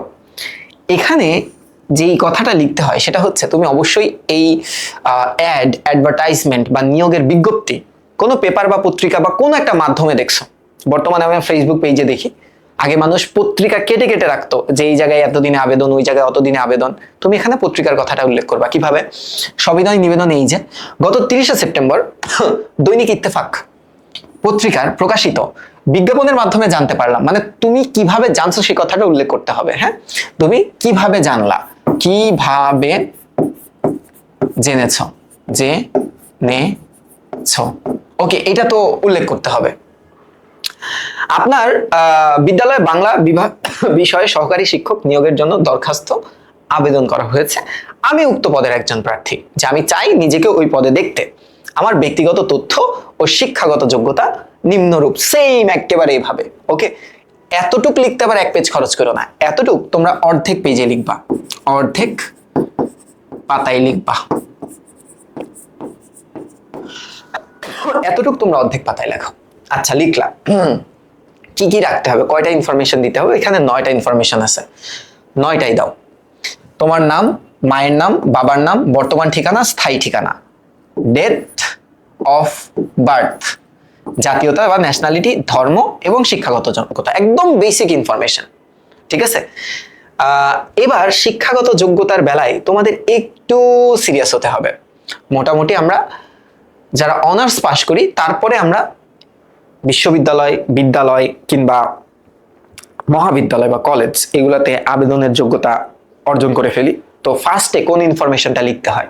ফার্স্টে এসএসসির ইনফরমেশনটা লিখতে হয়। কিভাবে? এই যে পরীক্ষার নাম লিখবা, শিক্ষা প্রতিষ্ঠানের নাম লিখবা, বোর্ড বা বিশ্ববিদ্যালয় লিখবা, পাশের বছর লিখবা, বিভাগ লিখবা, ফলাফল লিখবা। যেহেতু তুমি বাংলা বিষয়ের টিচার হবা, তো সায়েন্স লেখার দরকার নেই। তুমি লেখো হচ্ছে মানবিক লেখো, ব্যবসায় শিক্ষা লেখো। সায়েন্স লিখলে যে কোনো ভুল হবে ব্যাপারটা তা না। দেখো, ঢাকা এসএসসি সাল এত, আর জিপিএ এখানে একটু বাড়ায় লেখো, একটু ইমপ্রেস করার জন্য বাড়ায় লেখো, বাট সত্যতা যাচাইয়ের জন্য তো সার্টিফিকেশন পরে দিতে হয়। এইচএসসি মনে রাখো, এই পাশের বছরের সাথে এই পাশের বছরের যাতে 2 বছরের গ্যাপ থাকে, এটার আবার 20 বছরের গ্যাপ বানায় ফেলে না, ঠিক আছে? আচ্ছা, জিপিএ এবার পাইছো 4.5। এখন বিএ সম্মান মানে ব্যাচেলর অফ আর্টস সম্মান বা অনার্স, তুমি ইউনিভার্সিটির নাম দাও। এখানে ধরো তুমি দাও ঢাকা বিশ্ববিদ্যালয়, ডিইউ। হ্যাঁ, এখানে শিক্ষা প্রতিষ্ঠান বা বোর্ড বা বিশ্ববিদ্যালয় এটাও দাও ডিইউ। ওকে, মনে রাখবা এটার সাথে এটার গ্যাপ হবে 4 বছর, 4 ইয়ার্স। কোন সাবজেক্টে পড়ছো? যেহেতু বাংলা টিচার এর জন্য আবেদন আসছে, অবশ্যই বাংলা বিষয়ে পড়তে হবে। হ্যাঁ, সিজিপিএ, এখানে আবার কেউ 5 পয়েন্ট দিয়ে দিও না, সিজিপিএ হয় 4 তুমি এখানে দিতে পারো 3.75, বাট ঢাকা বিশ্ববিদ্যালয়ে বাংলা থেকে 3.75 পাওয়া বিশাল ব্যাপার, বুঝছো? লিখলা না? এইবার একটা সামারি দিতে হবে। আমার আবেদনের পরিপ্রেক্ষিতে প্রয়োজনীয় ব্যবস্থা গ্রহণের জন্য অনুরোধ করছি যে আমাকে ইন্টারভিউর জন্য ডাকা বা পরবর্তী পদক্ষেপে আমাকে ডাকা হবে কি হবে না এগুলোর জন্য আবেদন করতেছি। নিবেদক লিখলা, দাড়ি কমা নাই, তোমার একটা সিগনেচার দিলা, ধরো একটা সিগনেচার আমি দিয়ে দিলাম, আমার একটা সিগনেচার দিয়ে দিলাম। আচ্ছা, এই যে সিগনেচার মানে আর নামটা আর কি, হ্যাঁ, এই যে নামটাই এইভাবে একটু লিখলা। তোমার ঠিকানা, এটা কার ঠিকানা? তোমার বর্তমান ঠিকানা, এটা একটু মনে রেখো, এটা হচ্ছে তোমার বর্তমান ঠিকানা, ঠিক আছে? এবার কি সংযুক্তি, অ্যাটাচমেন্টে কি কি থাকবে? অ্যাটাচমেন্টে কি কি রাখা লাগে? অ্যাটাচমেন্টস দেখো, প্রথমত সার্টিফিকেট, যত সার্টিফিকেট আছে এটার অনুলিপি, সার্টিফিকেট অনুলিপি মানে কি? Photocopy, photocopy. ওকে, লিখলাম, ভালো। জাতীয় পরিচয়, ন্যাশনাল আইডি, এনআইডি, এটা তো মাস্ট। হ্যাঁ, তোমার কিছু পাসপোর্ট সাইজ পিকচার, 300 টাকার পে অর্ডার, এই দিয়ে ডান। ওকে, যেভাবে আছে কোনো খামটাম নেই, ডান। এতটুকুই, এতটুকুই বোঝা গেল? তাহলে আমরা চিঠিপত্র নিয়ে আলোচনা করলাম। এবার আমাদের আলোচনা কি নিয়ে বলো? এখন আমাদের আলোচনাটা হচ্ছে সারাংশ এবং সারমর্ম নিয়ে। প্রথমতই বলে রাখি যে ইম্পর্টেন্ট কোনগুলো, আসলে ইম্পর্টেন্ট এভাবে না পড়ে আমি একটা সাজেশন দিতে পারি, সেটা হচ্ছে হয় সারাংশ পড়ো নাই সারমর্ম পড়ো। কারণ আমরা জানি একটা সারাংশ আসবে, একটা সারমর্ম আসবে, এবং তোমরা জানো তোমাদের বইতে 10টা সারাংশ আছে আর 10টা সারমর্ম আছে। এখন কোনগুলা পড়তে তোমার বেশি ভালো লাগে তুমি সেগুলা পড়ো। তার আগে একটু দেখো বাইরে থেকে আসার সম্ভাবনা আছে কিনা। তো আমরা জানি যে যেহেতু সারাংশ 9টা আসবে, তাই না? 9টা সারাংশ আর এদিকে হচ্ছে 9টা সারমর্ম, এই 9 মিলিয়ে তো আসবে, কারণ প্রতি বোর্ডে একটা একটা করে আসবে, একটা সারাংশ একটা সারমর্ম, মানে 2টা আর কি, বাট সারাংশ একটা সারমর্ম একটা, এই মিলেই তো 18টা। তাহলে একটু দেখো, খেয়াল করো, যেমন বিদ্যা মানুষের মূল্যবান সম্পদ, সে বিষয়ে কোনো সন্দেহ নেই। আচ্ছা, ভালো কথা, এটা আসছে 2 বার। ওকে, এবার একটু দেখো তো, এই যে মহাসমুদ্রের শত, এইটা আসছে 1 বার। এবার একটু দেখো মানুষের মূল্য কোথায়, চরিত্র, মনুষ্যত্ব, জ্ঞান ও কর্মে, এটা আসছে কয়বার? 1, 2, 3 বার। এবার একটু খেয়াল করে যদি দেখো, অভাব আছে বলিয়া জগৎ বৈচিত্র্যময় হইয়াছে, এটা কয়বার? এটা আসছে 2 বার। এবার গুণে দেখো কতবার হলো, দেখো তো, 2 আর 1 3, 3 আর 3 6, 7 8। আমি কি মনে হয় কোনো একটা বাদ দিয়ে গেলাম? হ্যাঁ, এই যে একটা বাদ দিয়ে গেলাম, টোটাল 9 বার আসছে, টোটাল 9টা। ওকে, টোটাল 9টা। এবার দেখো বইয়ের ভিতর থেকে সবগুলো আসছে, বাইরে থেকে তো আসেনি, 9টাই তো আসার কথা। এবার যদি তুমি সারাংশের কথা চিন্তা করো, সরি সারমর্মের কথা চিন্তা করো, এটা আসছে 2 বার, এটা আসছে 1 বার, এটা আসছে 1 বার, এটা আসছে 2 বার, এটা আসছে 1 বার, এইটা আসছে 1 বার। হলো? আর কোনোটা বাদ আছে? 2 আর 1 3 আর 1 4 5 6 7 8, এই যে 9 হলো। তার মানে আমরা জানি যে সারাংশ প্রতি বোর্ডে একটা করে আসবে, 9 বোর্ডে 9 বার, সারমর্ম প্রতি বোর্ডে একটা করে আসবে, 9 বোর্ডে 9 বার, মিলে 18টা। আচ্ছা, তার মানে বইয়ের বাইরে থেকে প্রশ্ন হচ্ছে না। এখন কথা হচ্ছে ভাই কি করব, সাজেশন দেন। সাজেশন এটাই দিব, হয় তুমি সারাংশ পড়ো, না হয় সারমর্ম, হয় এটা না হয় এটা, যে কোনো একটা পড়ো, সব পড়ো। এভাবে এখন আর সাজেশন চেয়েও না, বিপদ যে কোনো টাইমে আসতে পারে। এবার একটু দেখো, আমি তোমাদেরকে বলি নিয়মটা কেমন হতে হবে। খুবই স্পেসিফিক হতে হয়, খুবই স্পেসিফিক। ওকে, খুবই স্পেসিফিক হতে হয়, মানে সারাংশ সারমর্মের বেলায় কম কথা লিখতে হবে। হ্যাঁ, সিনসিয়ার থাকতে হবে। তোমাদের বইতেই সুন্দর মতো একটা নিয়ম লেখা আছে, খেয়াল করো, সবাই একটু খেয়াল করো।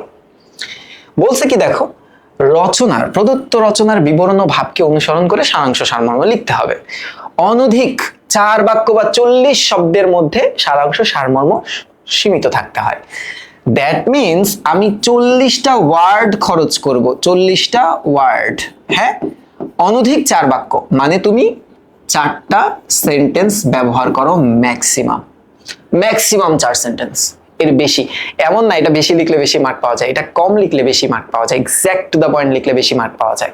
দেখো কি বলছে, প্রদত্ত রচনার মূল কথা যাতে সারাংশ সারমর্ম বাদ না পড়ে সেদিকে খেয়াল রাখতে হবে। ধরো অভাব নিয়ে বলছে, তুমি এখন অন্য কিছু নিয়ে লিখলা, হলো না। কিন্তু প্রদত্ত সারমর্ম বা সারাংশ লেখার সময় উদাহরণ, উদ্ধৃতি, উদ্ধৃতি কথাটার অর্থ হচ্ছে কোটেশন, ওকে, পরিসংখ্যান বা স্ট্যাটিস্টিক্স যেটাকে বলি, তথ্য উপাত্ত ইত্যাদি পুরোপুরি বাদ দিতে হবে। জাস্ট মূল কথা। সারাংশ সারমর্মের ভাষায় কোনো ধরনের কাব্যধর্মিতা রাখা যায় না। তুমি এখানে কবিতার ভাষা লিখতে পারবা না, ভাষা হতে হবে দ্ব্যর্থহীন ও আবেগ বর্জিত, মানে একদম সোজা কথায় যদি আমি বলি সরল বাক্য, সরল বাক্য। হ্যাঁ, সারাংশ সারমর্মে পুনরাবৃত্তি পুরোপুরি বর্জিত, মানে একই লাইন যাতে রিপিট না হয়, রিপিটেশনটা বাদ দিতে হবে। সারাংশ বা সারমর্ম লেখার সময় নিজ বক্তব্য, মন্তব্য বা মত প্রকাশের কোনো সুযোগই নাই। ক্লিয়ার হইছো? বা তুমি যদি কোনো কবি সাহিত্যিকের নাম ধরে ফেলো, যেমন সাকিনা বিবির কথা আসছে, চিন্তা করো এই যে এটা আসছে, হ্যাঁ, তুমি আসবে বলে হে স্বাধীনতা সাকিনা বিবির কপাল ভাঙলো, তুমি লিখে ফেললা যে উক্ত রচনাটি তোমাকে পাওয়ার জন্য হে স্বাধীনতা কবিতা থেকে শামসুর রহমান এটা বুঝাতে চেয়েছে, এটা করতে পারবাই না। বুঝা গেল? ক্লিয়ার? সো একটু কাট টু কাট রাখার চেষ্টা করবা। তারপরও তোমরা যদি বলো ভাই এদের ভিতর থেকেও আপনার মতে গুরুত্বপূর্ণ কোনগুলা, সেগুলো একটু দাগায় দিতে, আমি এখনো বলবো হয় সারাংশ পড়ো নাই সারমর্ম পড়ো, একটাকে পুরা বাদ দিয়ে দাও। তারপরও তুমি বলতে পারো না ভাই আমি সারাংশ পড়ছি সারমর্ম পড়ছি, কোনগুলাকে আরো বেশি বেশি করে পড়বো। আমি কিন্তু বলতেছি না কোনোটা বাদ দাও, অনেকে এসে দাঁড়ায় বলবে কি জানো, যা বলছি তাই আসবে, এরকম হয় না ভাই, এটা জুয়া খেলা না, ঠিক আছে? এটা লেখাপড়া, যা বলছি তাই হবে না, আল্লাহর উপরে ভরসা রাখতে হবে। তাহলে তারপর আমি বলি কোনগুলো বেশি ইম্পর্টেন্ট। এই যে দেখো এইটা ভালো ইম্পর্টেন্ট, আসলেই ভালো ইম্পর্টেন্ট।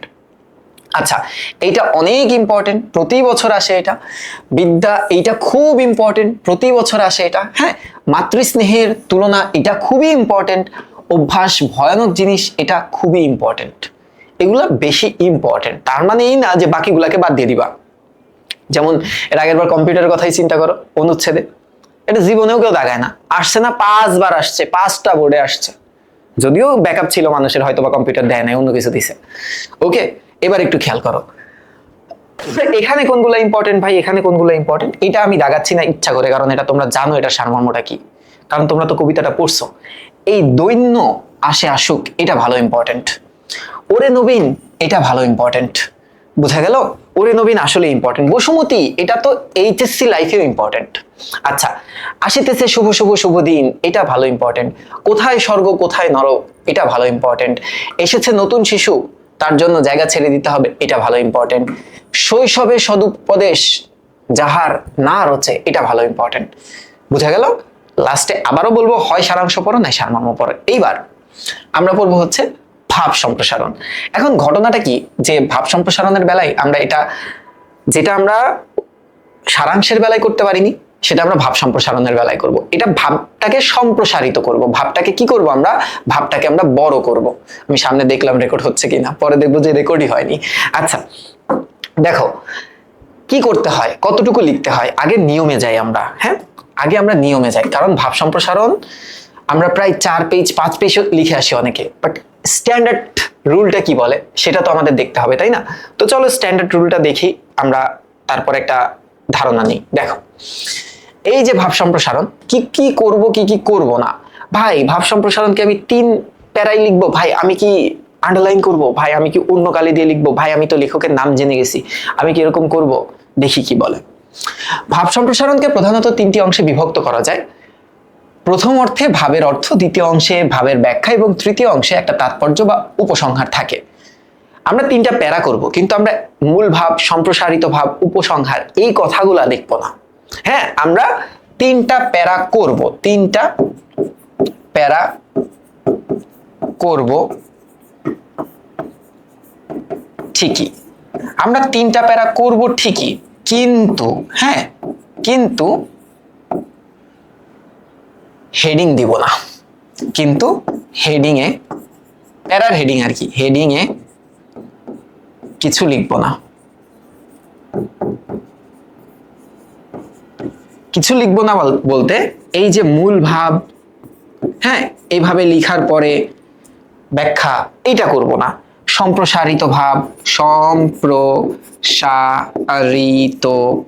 ভাব, তারপরে ব্যাখ্যা, নো নো নিড, তারপরে উপসংহার, উপসংহার লিখার পরে একটু 2-3 লাইন লিখলাম, এটা দরকার নেই। 3টা প্যারা করো, সমস্যা নেই। কি বলছে দেখো, ভাব সম্প্রসারণের এই অংশগুলোকে আলাদা আলাদা 3টা অনুচ্ছেদে উপস্থাপন করা হয়, বা 3টা প্যারা। ভাবের ব্যাখ্যা করতে গিয়ে যুক্তি দেখাতে হয়, উদাহরণ দিতে হয়, তুলনা করতে হয়।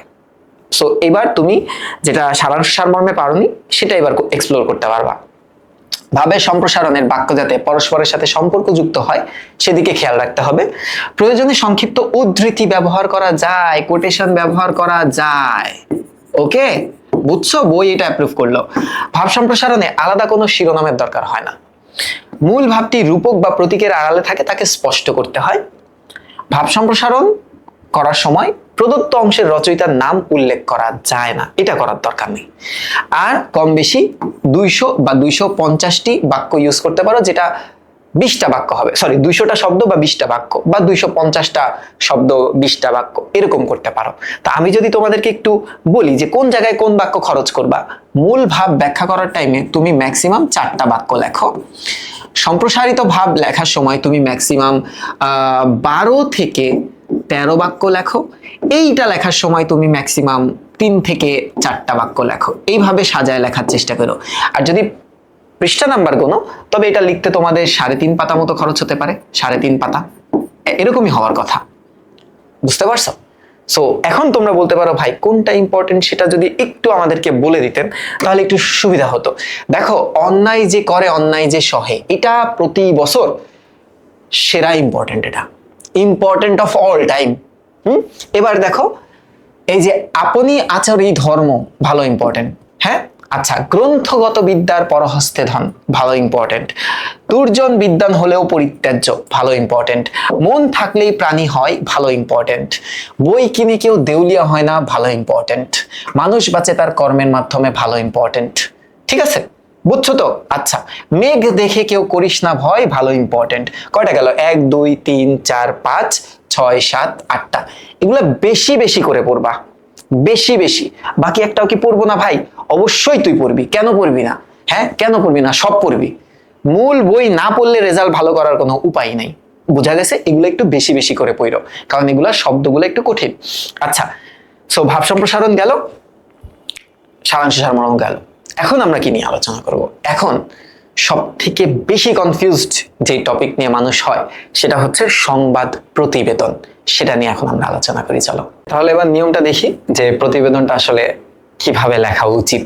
হ্যাঁ, আগে সাজেশন নিয়ে আলোচনা করি। দেখো, বাংলা দ্বিতীয় পত্রে এই প্রতিবেদন হচ্ছে 5 নাম্বার টপিকে আসবে। এরপরে তো রচনা, 10 মার্ক এটা ক্যারি করে। এখন একটা প্রতিবেদন কত বড় হয়, কিভাবে লেখা যায়, ছক, খাম, এটার গুরুত্ব কতটুকু, প্রতিবেদন আসলে কত ধরনের, এগুলা নিয়ে অনেক প্রশ্ন। তার আগে সাজেশনটাও বলে রাখা উচিত যে আছে মাত্র 5টা। যাও, তোমার যেটা এমন চাই সেটারে বাদ দিয়ে দাও, একটা, অনলি একটারে বাদ দাও, 2টা বাদ দিও না।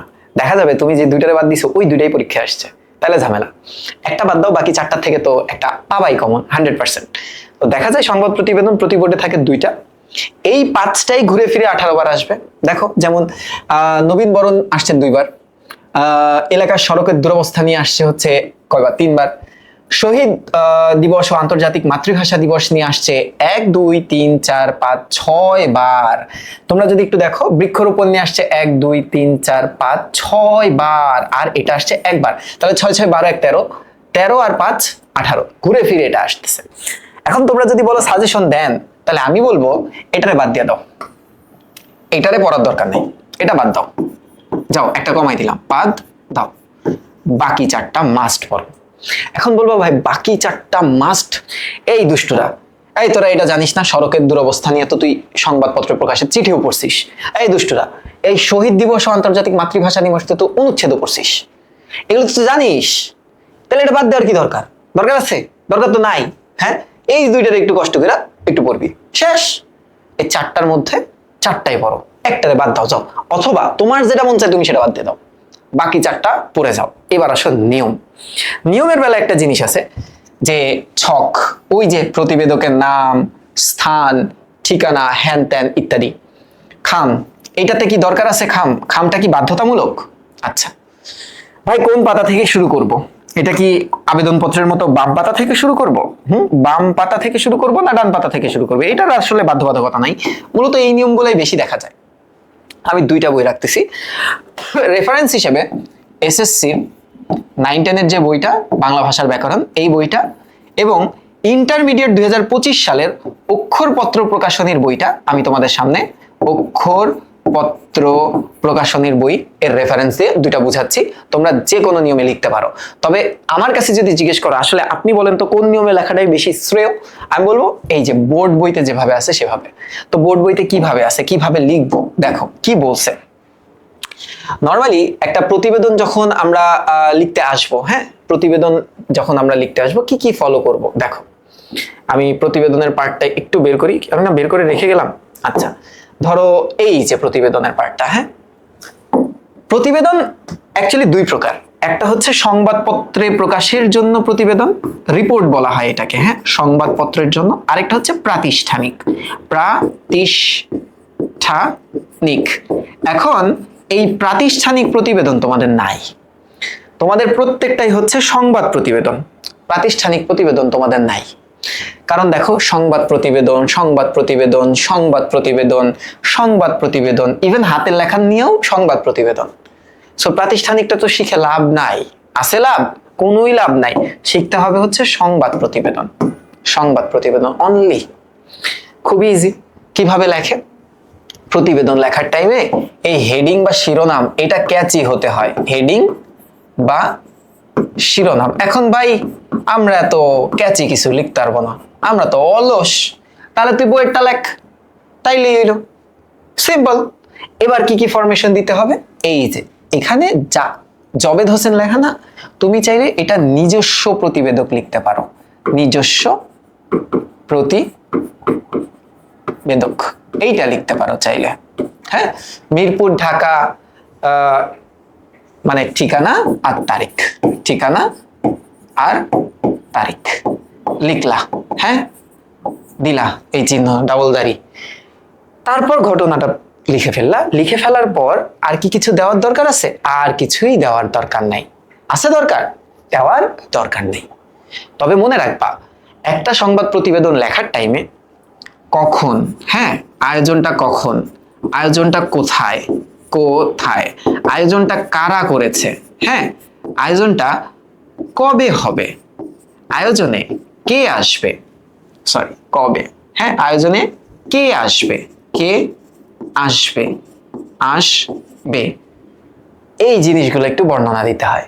বোঝা গেল? এই জিনিসগুলো একটু বর্ণনা দেওয়া হয়, এবং অনুষ্ঠানটা কিভাবে সাজানো হয়েছে, কিভাবে সাজানো হয়েছে। মানে একটা কি বলে, প্রতিবেদন লেখার টাইমে তোমাদের WH ওয়ার্ড বারবার প্রয়োগ করতে হবে। বোঝা গেল? HW লিখে ফেলছি, WH ওয়ার্ড আর কি, WH, এইসব ওয়ার্ড দিয়ে কোয়েশ্চেন করতে হবে। যেমন এইটা হচ্ছে তোমাদের বইয়ের, হ্যাঁ, কি বলছে দেখো, মহান শহীদ দিবস আন্তর্জাতিক মাতৃভাষা দিবস উপলক্ষে রূপনগর সরকারি বিদ্যালয়। তার মানে দেখো কোথায় দ্বারা যদি আমরা প্রশ্ন করি, তাহলে এই যে কোথায়, রূপনগরে। কবে, কবে হইছে? এই যে এই তারিখে হইছে। আচ্ছা, বিদ্যালয়ের শিক্ষক শিক্ষার্থী প্রভাত ফেরির মাধ্যমে বিদ্যালয়ে শহীদ মিনারে পুস্তক অর্পণ করে। এই যে কারা, হ্যাঁ, কারা।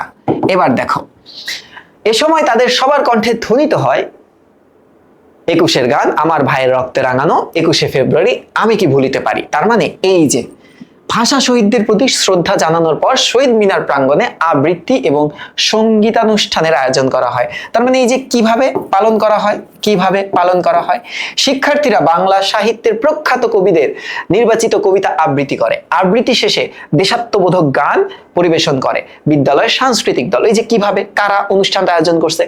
অনুষ্ঠানের দ্বিতীয় পর্বে ছিল আলোচনা সভা, মহান শহীদ দিবস ও আন্তর্জাতিক মাতৃভাষা দিবস এর উপরে আলোচনা করেন বিদ্যালয়ের বাংলা বিভাগের শিক্ষক আবেদুর রহমান। মানে কে আসে, কে ছিল, হ্যাঁ, প্রধান অতিথি কে ছিল, তিনি বলেন মহান ভাষা আন্দোলনের চেতনা বাঙালি জাতিকে উদ্বুদ্ধ করেছিল স্বাধিকার আন্দোলনে বর্তমান প্রজন্মের কাছে তা প্রেরণার উৎস। এরপর আবৃত্তি সাংস্কৃতিক অনুষ্ঠানকারী বিজয়ীদের পুরস্কার বিতরণ করেন প্রধান শিক্ষক। তার মানে কখন, কোথায়, কারা, কবে, কে আসবে, কিভাবে সাজানো হয়েছে, এই জিনিসগুলা দিয়ে এইটা তুমি শেষ করে ফেলবা। এটা হচ্ছে তোমাদের বইয়ের নিয়ম।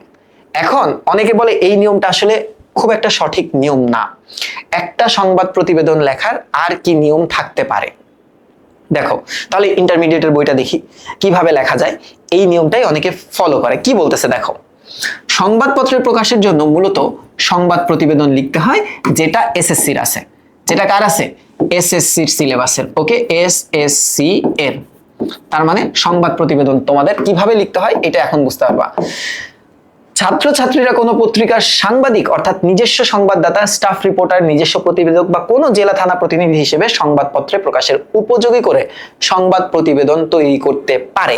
এটা যেটা বলছে যে তোমরা কি কোনো পত্রিকার সাথে রিলেটেড বা কানেক্টেড, সে অনুসারে যদি হয়ে থাকো কানেক্টেড তবে নিজস্ব প্রতিবেদক হিসেবে লেখা যায়, অথবা তুমি তোমার নাম আকারে পাঠাইলা। নিজস্ব প্রতিবেদক না লিখলে একই স্থানে প্রতিবেদকের নাম লিখতে হয়। যেমন এই জায়গায় ধরো তোমাদের বইতে কি দিছে, এই যে জবেদ হোসেন নাম লিখলাম। ওকে, এবার কি বলছে, সম্পাদক বা বিভাগীয় সম্পাদকের ইমেইলে প্রতিবেদন পাঠাতে হয়, তাই খাম আঁকা লাগে না। এইটা নোট করো। That means you don't need to draw a kham. বুঝা গেছে? এবার দেখো শিরোনামের উপরে ক্যাপশন সহ একটি ছবি থাকবে। ও ফাইন। এখন শিরোনামের উপরে ক্যাপশন সহ ছবি, এইটাকে তোমরা স্কিপ করো। হ্যাঁ, এটা কেমন থাকে আমি যদি তোমাদেরকে একটু দেখাই, চিন্তা করো। এই যে অনেকটা এরকম থাকে, ছবিওয়ালা একটাও আছে না, ছবিওয়ালা একটা নাই। ওই দেখবা এই যে যানজট একটি ভয়াবহ সমস্যা আছে না, এটা ধরো হেডিং। শিরোনামের আগে এখানে একটা পিকচার দেওয়া থাকে, দেখবা পেপার পত্রিকায়, যে অনেক বড় জ্যাম হয়ে রয়েছে, একটা রাস্তা আটকায় রয়েছে, ওখানে একটা চিত্র আর এখানে একটা ক্যাপশন থাকে। ক্যাপশনটা কেমন থাকে জানো? যে ধরো কাল সকাল 10টায় মিরপুরে অত্র এলাকায় দীর্ঘ যানজট। সো এটা তোমাদের করতে হবে না, বাট একটা অ্যাকচুয়াল প্রতিবেদনে এগুলা থাকতে পারে। ঠিক আছে, এরপর কি বলতেছে দেখি, খেয়াল করো। এরপর নিয়মগুলো আগে দেখো। প্রতিবেদনের শেষে যে পরিচিতি উপস্থাপন করা হয় সেটি সংবাদপত্রে প্রকাশিত হয় না। মানে পরিচিতি, এটা সংবাদ প্রতিবেদকের, এটি সম্পাদককে অবহিত করার জন্য উল্লেখ করতে হয়। দ্যাট মিনস ওই ছকটা কেউ আগে করে কেউ পরে করে, বাট না করলেও হয়। দেখো কিভাবে হবে। এই যে একটা প্রতিবেদন পারফেক্টলি লিখতে কি কি লাগে? প্রতিবেদনের তারিখ, ঘটনার স্থান, নিজস্ব প্রতিবেদক বা প্রতিবেদকের নাম, এটা থাকা লাগে। একটা বিষয় বা ঘটনার মূলভাব তুলে ধরতে হয় এবং ম্যাক্সিমাম 250 থেকে 300 শব্দের মধ্যে একটা প্রতিবেদন লেখা দরকার হয়। যেমন ধরো এখানে একটা প্রতিবেদন লেখা আছে, ধরো এটা বড় ক্লাসে কিভাবে লেখে, যানজট একটি ভয়ানক সমস্যা, এটা যানজট নিয়ে লিখতে বলছে। কিভাবে? 5 মে 2024 ঢাকা স্টাফ রিপোর্টার, এভাবে লেখা যায়। এটা একটা পদ্ধতি। লিখলাম, লেখার পরে এই যে চার্টটা, এই চার্টটা অনেকে করে যে প্রতিবেদনের প্রকৃতি, এটা কেমন প্রতিবেদন? এটা একটা সাধারণ প্রতিবেদন, এটা নর্মাল একটা রিপোর্ট, একটা সংবাদ প্রতিবেদন। প্রতিবেদকের নাম ও ঠিকানা, যে তোমার নাম এবং ঠিকানা। প্রতিবেদনের শিরোনাম, উপরে যে শিরোনাম দিছো এখানেও সেই শিরোনাম। প্রতিবেদন তৈরির সময় দিছো, প্রতিবেদন রচনার সময় দিলা, সংযুক্তি বা অ্যাটাচমেন্ট একটা ছবি দিছো। এইভাবেও লেখা যায়। এটা বড় ক্লাসে এভাবেই অনেকে লেখে, গাইড টেস্ট পেপারে এভাবেই দেওয়া থাকে। আবার ধরো আরেকটা সংবাদ প্রতিবেদন দিছে, সংবাদ প্রতিবেদনটা ধরো সেম কিভাবে, যে যুব সমাজের নৈতিক অবক্ষয়ের কারণ প্রতিকার, একটা সংবাদ প্রতিবেদন লেখো। সিমিলারলি এই যে হেডিংটা দিলাম আমি, হ্যাঁ, হেডিংটা দিয়ে লেখা শুরু করলাম। লিখে কি করলাম, এই যে এই চারটা করে দিলাম। এখন এটা হচ্ছে একটা নিয়ম, প্রতিবেদন লেখার নিয়ম। তোমরা কি করবা? তোমরা কি এই নিয়মে লিখবা? তোমরা কি এই নিয়মে লিখবা? মানে বইয়ের নিয়মে লিখবা না ইন্টারমিডিয়েটের বইয়ের নিয়মে লিখবা? আমি বলবো কি, তোমাদের বইয়ের নিয়মে লেখাটাই সব থেকে বেটার এবং সব থেকে সেফ। বুঝা গেল? সো সংবাদ প্রতিবেদন ডান। এইবার আমাদের লাস্ট যে অংশটা, হ্যাঁ, লাস্ট অংশটা কি? রচনা, তাই না? দেখো একটা রচনা কেমনে লেখে, বা প্রবন্ধ বা কম্পোজিশন কেমনে লেখে, কত পাতা লিখতে হয়। প্রথমত আমরা রচনায় যদি আসি, বলবা ভাই সাজেশন দিবেন না? অবশ্যই দিব, কেন দিব না? দেখো, পর্যটন শিল্প দাগাও, বাংলাদেশের উৎসব দাগাও, হ্যাঁ দাগাইছো, সময়ানুবর্তিতা দাগাও, কৃষিকাজে বিজ্ঞান দাগাও, প্রাকৃতিক দুর্যোগ দাগাও মাস্ট। আরেকটা যেটা আমি প্রতি বছর তোমাদেরকে বলি, যে অসৎ সঙ্গ ত্যাগ করলেও মাদক ছাইরিস না কেউ ভাই, মাদক ছাইরিস না। শুধু বাংলা ব্যাকরণের মাদকের কথা বলছি, কিন্তু তোগরে একদম তোকে পশ্চাতে পাশার উপর সবাত সবাত করে বাড়ি মারবো যদি দেখি বাস্তব জীবনে এটার আশেপাশে যাইস। কিন্তু রচনায় মাদককে জড়িয়ে ধরো, বাংলা রচনায়। কারণ এই মাদক থেকে প্রতি বছর ভরপুর কোয়েশ্চেন হয়। 3বার আসছে গত বছর, 3টা বোর্ডে, Rajshahi board, Jessore board, Comilla board. এইবারও দেখবে অ্যাটলিস্ট 3টা বোর্ডে তো আসতেছেই।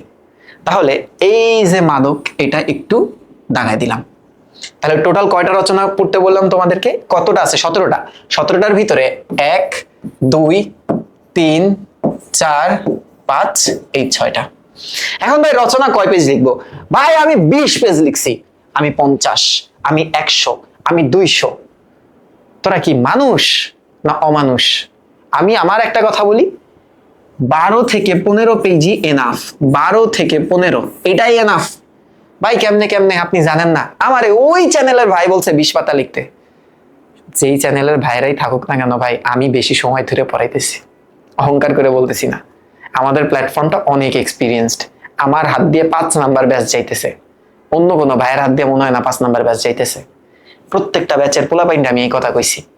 প্রত্যেকটা পোলাবাইন তো আমার পীর বানায় রাখছে না, আমি নিজের তে পীর হইছি, তো পোলাবাইনই বানায় দিছে।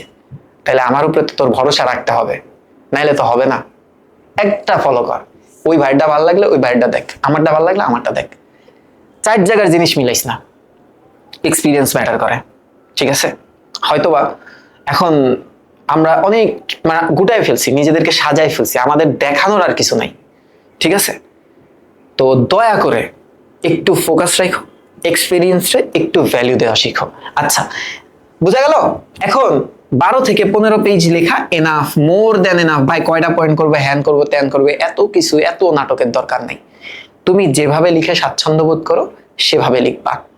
আর মনে রেখো 1000 শব্দ, 1000 শব্দ ম্যাক্সিমাম। তো সেই হিসেবে যদি আমরা দেখি আমাদের এক পেজে 80 থেকে 100টা শব্দ থাকে, দ্যাট মিনস আমাদের 10 থেকে 12 পেজ খরচ হয় একটা রচনা লিখতে। আমি 20 পাতা কেন লিখবো? কি দরকার? কোনোই দরকার নাই। বুঝতে পারছো? তোমাদের এখানে নিয়ম কানুন দেওয়া আছে। দেখো কি বলছে, ভূমিকা এটা হচ্ছে প্রবেশক অংশ, একটি অনুচ্ছেদ হয়, সাধারণত একটা অনুচ্ছেদ হয়। এই অংশে প্রায় মূল আলোচনার ইঙ্গিত থাকে। উপসংহার এটা সমাপ্তি অংশ। প্রবন্ধের প্রকৃতি অনুযায়ী এখানে সাধারণ ফলাফল, সম্ভাবনা, সীমাবদ্ধতা ইত্যাদি থাকবে। প্রবন্ধের মূল অংশ একাধিক অনুচ্ছেদে বিভক্ত হয়ে থাকে। এটা তোমরা চাইলে 10টা পয়েন্ট, 12টা পয়েন্ট, 13টা পয়েন্ট এটা করতে পারো। এটা তোমার উপর ডিপেন্ড করে, চাইলে করবা, না করলে নাই। এবার কি বলতেছে, বিশেষ বর্ণনামূলক ও চিন্তামূলক প্রবন্ধের বেলায় অনুচ্ছেদগুলো আলাদা আলাদা শিরোনাম হতে পারে। এই শিরোনামের পরে কোলন দিয়ে লেখা শুরু করতে হয়। প্রবন্ধের ভাষা হওয়া উচিত সহজ, সরল, প্রাঞ্জল, বা তুমি মনে রাখবা তুমি সরল বাক্যে লিখবা, এমন কোনো বাক্য লিখো না তাইলে তোমার আবার প্রবলেম হয় টিচারের বুঝতে। প্রবন্ধের প্রতিটি অনুচ্ছেদ লেখার সময় প্রবন্ধের শিরোনামের কথা মনে রাখতে হবে, সেই শিরোনাম অনুসারে তুমি লিখবা। যেমন কৃষিকাজ এ বিজ্ঞান, কৃষিকাজে ব্যবহৃত যন্ত্রপাতি, ওখানে তুমি অন্য কিছু লিখো না, যন্ত্রপাতির বিবরণ দাও। এবার বলতেছে উদ্ধৃতি ব্যবহারে সতর্ক হওয়া উচিত, অপরিহার্য না হলে কোটেশন ব্যবহার করবা না। বিশেষভাবে বাংলা প্রবন্ধের মধ্যে অন্য কোনো ভাষার উদ্ধৃতি বর্জনীয়। ইংলিশ কোটেশন দেওয়া যাবে না, বলে দিছে, স্পষ্ট বলে দিছে, অন্য ভাষা দেওয়া যাবে না। অনেকে বলে ভাইয়া ভাইয়া আমি তো ভাতকে রাইস বলি, তাই রচনায় কি আমি একটু ইংরেজি শব্দ লিখতে পারবো? ওই যে আমি একটা কথা কইছিলাম না, আমি ওদেরকে বুঝাইতেছিলাম ঠক ঠক একটা ধন্যাত্মক দিত্য। আমি পোলাপাইন কইতেছে আমার ইংলিশ ভার্সনের গুলো, ভাই ঠক ঠক মানে বুঝলাম না। আমি বলি গেট কেউ যদি আসে তখন যে আওয়াজটা হয় এটা ঠক ঠক হয়, ভাইয়া আমরা তো নক নক বলি। আমি আসলে কিছু বললাম না। এবার দেখো, সো এটা ব্যবহার করবা না। প্রবন্ধের নির্দিষ্ট কোনো আয়তন নেই, সাইজ নাই। 20 পাতা 30 পাতা যে বলে, কেমনে বলে, কোনো সাইজ নাই, এভারেজ হয় এটা। এমনকি অনুচ্ছেদ সংখ্যা নির্দিষ্ট করা যায় না, পয়েন্টও নির্দিষ্ট হতে হয় না। তবে নবম দশম শ্রেণীর শিক্ষার্থীদের জন্য প্রবন্ধের সংখ্যা কম বেশি 1000 হতে পারে। দ্যাট মিনস 10-12 পেজ হয়। বস শেষ। আশা করি তোমাদেরকে আমি প্রত্যেকটা জিনিস ধরাই দিতে পারছি। হ্যাঁ, প্রত্যেকটা জিনিস ধরাই দিতে পারছি। এটাই বাংলা দ্বিতীয় পত্রের ওপর শেষ ভিডিও রিটেনের। এমসিকিউ ক্লাসটা ইনশাআল্লাহ তোমরা খুব দ্রুত পেয়ে যাবা। আমি টার্গেট করছি যে তোমরা পরীক্ষা দিয়ে আসার পর ক্লাসটা পাবা, তার আগেও আমি দিয়ে দিতে পারি, কারণ এখন সবকিছু রেকর্ডেড আছে। 16 তারিখে বাংলা প্রথম পত্রের সিকিউ এমসিকিউ এক ক্লাসেই সব দিয়ে দেওয়ার চেষ্টা করব, 3 থেকে 4 ঘন্টার একটা ক্লাস, এটা এনাফ হবে ইনশাল্লাহ প্রস্তুতি নিতে। বাট মূল বই না পড়লে কোনো সাজেশন তোমাদের কাজে দিবে না। সো ভালো থাকো, সুস্থ থাকো, দেখা হবে আগামী ক্লাসে ইনশাল্লাহ। আসসালামু আলাইকুম।